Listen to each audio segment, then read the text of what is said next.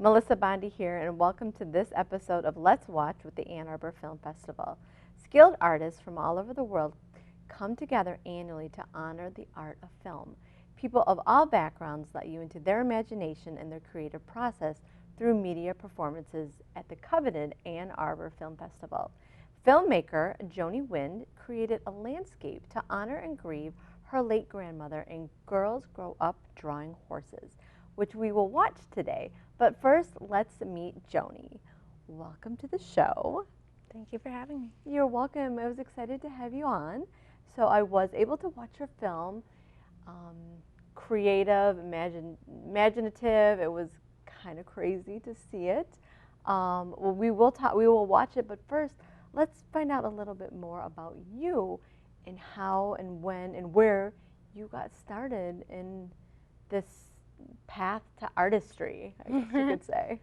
Yeah, I guess it started in my childhood. I kind of always was like, I'm going to be an artist because I always drew. Yeah. I was homeschooled up through 8th grade, Okay. so it was just me and my brother like making mud pies in our backyard. Like, you know, Okay. I always had to kind of provide my own form of entertainment, Sure, and so sure. it kind of was a part of who I was.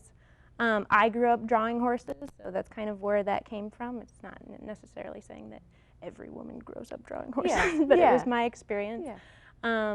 I always did visual art, so in undergrad I did mostly painting and sculpture. I was especially interested in portraits, which I still do, oil paintings and portraits and the human figure and that kind of thing. Okay. And then it wasn't until grad school that I was introduced to, different media. My MFA is interdisciplinary, so I started experimenting with different things right off the bat. I mean, I went into grad school intending to continue painting and making sculptures, Okay. and then the first class I took was called Installation and Performance Art, and I was kind of introduced to, just other ways of art making and Okay. opening up possibilities to how I could express myself or communicate. And so I started making these performance videos, performance-based videos that were Okay. very bizarre. I Okay. didn't know what I was doing. I still kind of feel that way. I'm just Yeah. doing it. If you have like the drive to do something, you can kind of figure out Okay. whatever you need to make that happen. So yeah, the first videos I made in grad school were they were always very humor based. Okay. It was always performance. Basically me in my studio with a camera, just like Okay. like Okay. and it was all kind of jokey and funny.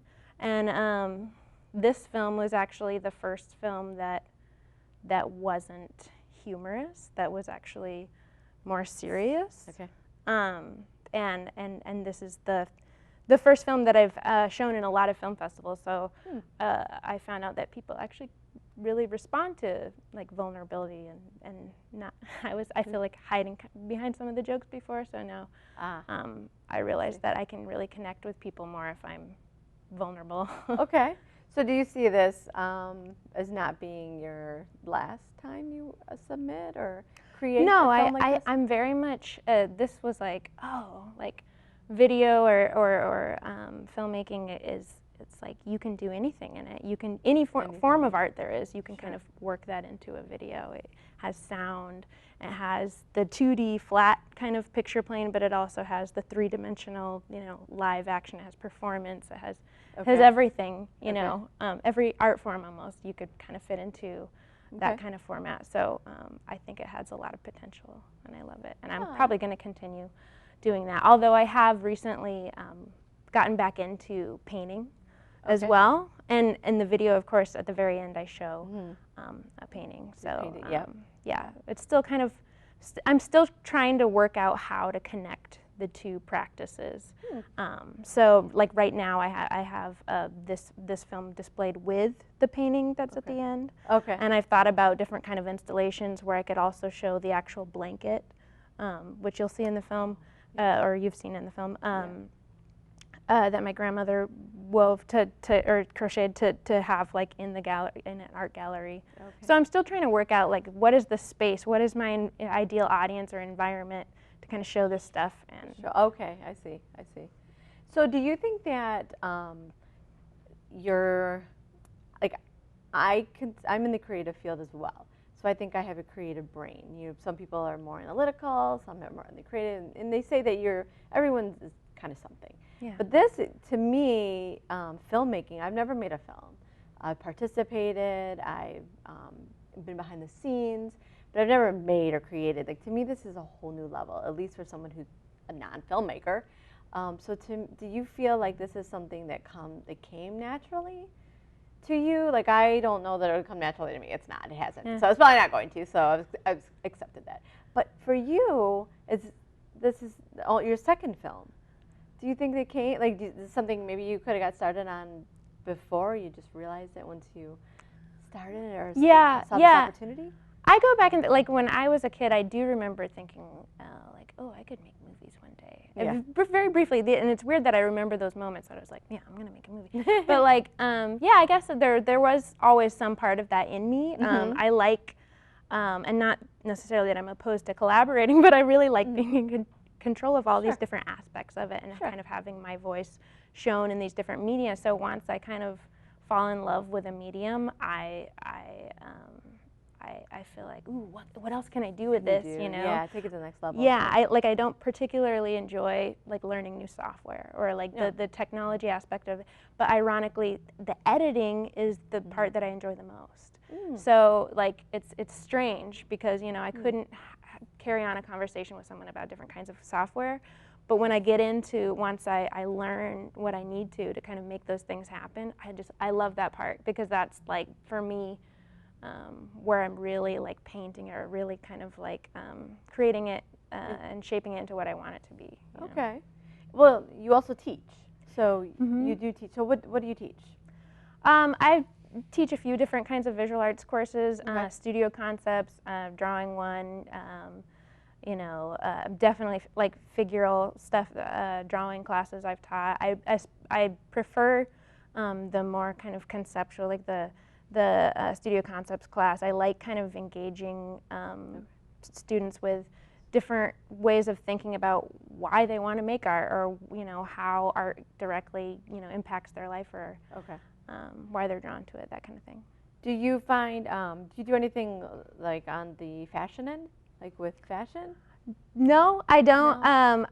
I've always been interested in that, and the thing is, that's another thing that like you can incorporate into like video making, because I had to come up with the costumes. So like in definitely some of my older videos, I came up with these bizarre characters and made these crazy costumes for them, and with like wigs and makeup, and that's not so much present in Girls Grow Up Drawing Horses, but the film that we'll be showing in the upcoming festival, This One Weird Trick, I create these bizarre characters that I bought wigs and did like weird makeup and costuming for that. So there's an element of that in it. Okay, sure. But yeah, I've never considered like trying fashion design or anything. Okay, like that. yeah, I just wasn't sure. Like, are there any forms of artistry, visual that you would like or want? Yeah. I mean, I'm definitely interested in that. Okay. It's funny because so another thing I do, and this is, I'm not really sure how to work this into,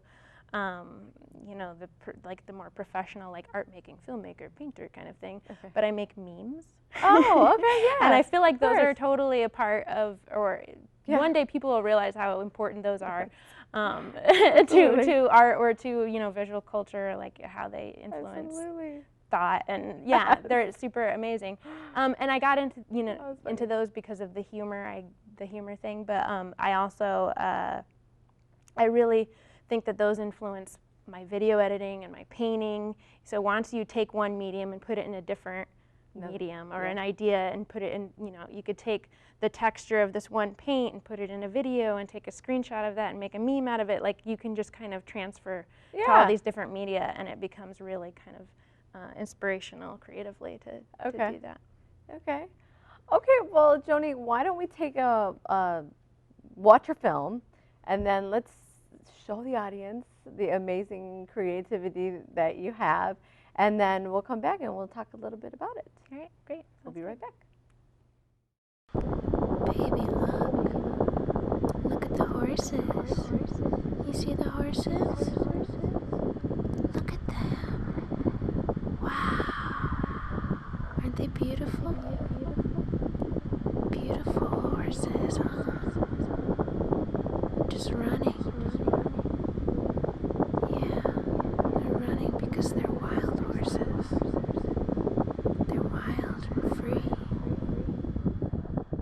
My grandma crocheted this blanket, but never showed it to anyone.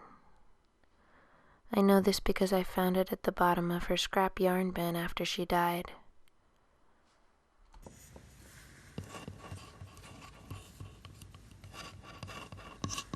Making things with your hands is a way of processing trauma.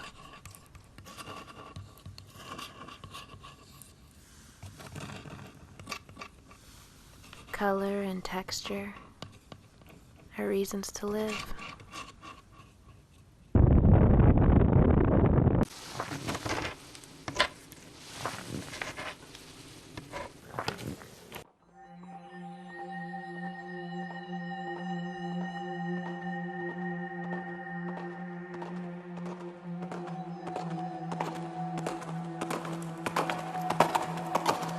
Dress the girls up for church in matching handmade dresses. All his hairs are glowing. This is your function. Wait for the furnace. Motherhood is beautiful. You'll feel like you want to die.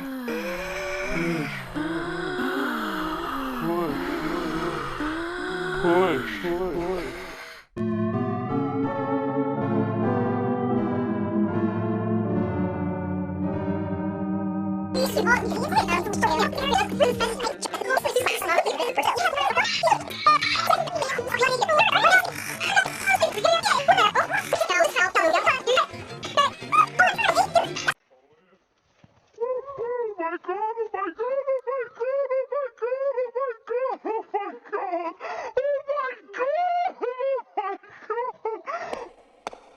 My grandma always clenched her jaw and her mouth was moving, but it was closed. It was like she was chewing on something, but she wouldn't share. Mulling it over, chomping at the bit. So much going on beneath the surface. She was barely able to keep it all down. The horse will respect you and will follow you. It'll be much easier on you and your horse going from pasture stall, no matter where you're going. If you can leave I your think horse of Grandma whenever my hands look especially old. My fingers and veins like sprawling roots. Whenever my arm lies on my lap, limp, I remember her IV and all the tubes around her arm. She looked at them and laughed, saying, I think they tied me up.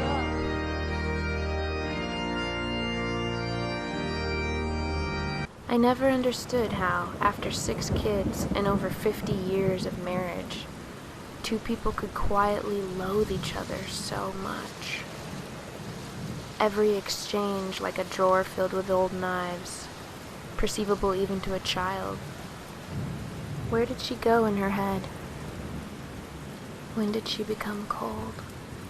Grandma wouldn't have met my kids anyway, because I'm not having any. I don't need kids. I've carried every lover in my womb. They fed off my body and left me only scars. Patriarchy is something of a misnomer. Society isn't dominated by father figures. We're in the sweaty, dirty palms of pubescent boys.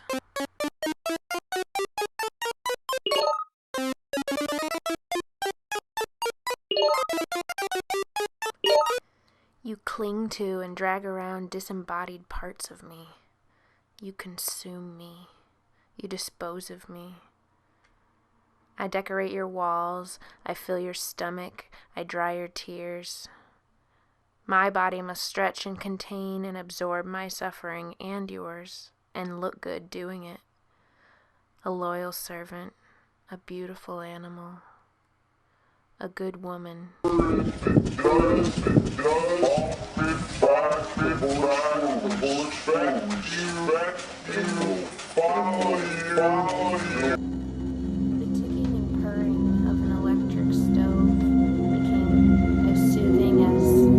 Rocking ship to me. The creaking planks of wood bound together, forced to move as one through the wild chaos of ocean. I'm trapped on this boat, lost at sea. I built the boat. I am the boat. And yet I'm not the captain. When life gives you lemons, make metaphors.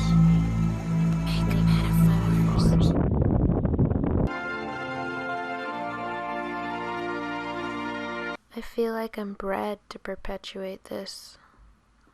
How do I break free? How do I unlearn it? Dress the girls up for church in matching handmade How old is dresses. hairs are glowing? Collective gaslighting into debilitating insecurity. This is your function fit for the furnace. Motherhood is beautiful. You'll feel like you want to die. There are no men. There are no fathers. There's no God. There are only mothers and little boys. It's okay. It's okay. I've got you. I've got you, baby. I'm here. I'm here.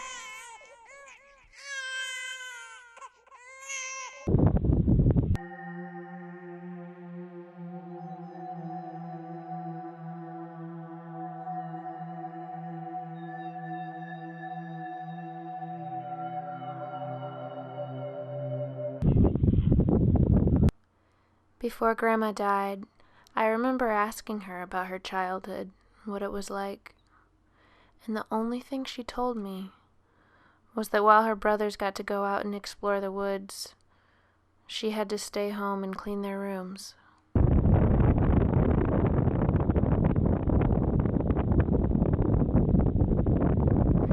Wherever you are, Grandma, I just want you to know that I'm gonna start the healing.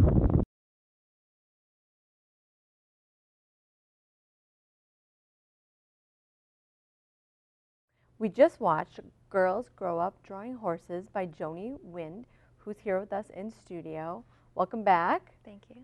What a film. That was so, the only word I can explain is just creative. The creative mind was in full force.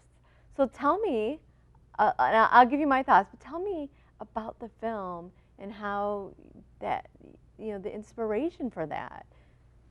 Well, I flew to Arizona in 2017 to kind of say goodbye to my grandmother, who was kind of on her deathbed. Mm-hmm. And I had intended to make a film kind of drawing from different aspects of her life for a while. And I had actually, a couple years prior, filmed her, kind of interviewed her about her life and what it was like growing up through the Great Depression and that kind of thing.